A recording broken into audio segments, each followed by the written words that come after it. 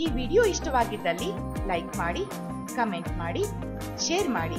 ಮುಂದಿನ ಅಪ್ಡೇಟ್ಸ್ಗಾಗಿ ನಮ್ಮ ಚಾನೆಲ್ಗೆ ಸಬ್ಸ್ಕ್ರೈಬ್ ಮಾಡಿ.